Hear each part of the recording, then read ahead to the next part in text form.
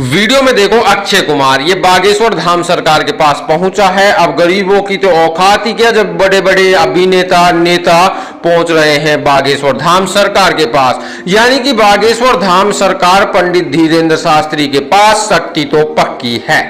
यानी कि बिना देखे जो बताते हैं मन की बात वो एकदम राइट है, क्योंकि अब जो अभिनेता और नेता ही विश्वास करने लग गए तो हमारी तो औकात ही क्या है। दरअसल दोस्तों बागेश्वर धाम सरकार अभी अभी अक्षय कुमार पहुंचते हैं, जैसा कि आप वीडियो में देख सकते हैं।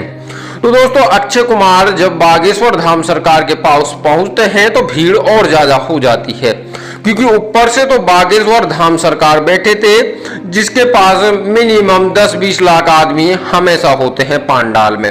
अब ऊपर से आ जाता है अक्षय कुमार। तो अक्षय कुमार जो कि अभिनेता है, कुछ लोग उसे देखने के लिए आ गए, यानी कि पंडाल अब खचाखच तरीके से भर चुका था।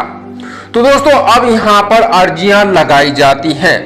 आप सभी को मालूम है बागेश्वर धाम सरकार बीच में से यानी कि आगे पीछे कहीं से भी किसी को भी खड़ा कर देता है और कहता है कि आपकी अर्जी लगी है। तो दोस्तों वही प्रोसेस चलती है, लेकिन दोस्तों अक्षय कुमार वही तरीके से बैठता है जिस तरीके से सब बैठते हैं।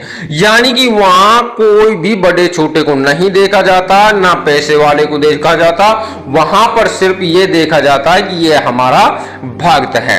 तो दोस्तों गरीब अमीर सब बराबर माने जाते हैं बागेश्वर धाम सरकार के पंडाल में, यह हम सभी को मालूम है। अब दोस्तों बात ये आती है कि जो लोग ये कहते हैं कि बागेश्वर धाम सरकार यानी कि पंडित धीरेन्द्र शास्त्री पहले से ही सेटिंग करके रखते हैं। तो दोस्तों बात अब ये आती है, अगर पहले से सेटिंग करके रखते हैं तो इतने इतने बड़े अभिनेता और नेता कैसे इसकी बात पर विश्वास कर लेते हैं। तो दोस्तों बड़े बड़े अभिनेता नेताओं के पास इतने पैसे हैं, वो बागेश्वर धाम सरकार के पास जाकर क्या करेंगे। तो बात ये एक लॉजिक की है कि अगर सब झूठ है तो ये नहीं जाते, अगर जाते हैं तो उसके पास शक्ति है।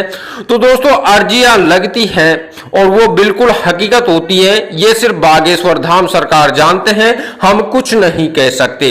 और जिन लोगों ने सवाल उठाया है उन्हें पंडाल में बुलाया गया है, उनकी अर्जी लगाई गई है और उन्हें हकीकत का सामना करना पड़ा है और उनकी पोल भी खोली जाती है।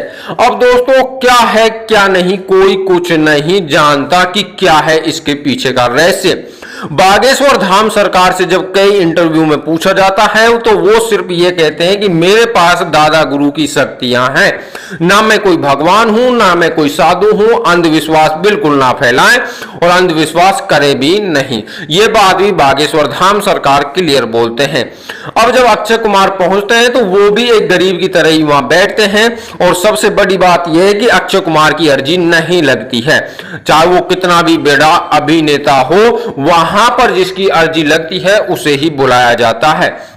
अक्षय कुमार वहां पर सिर्फ बैठकर आए थे क्योंकि उसकी अर्जी नहीं लगी थी।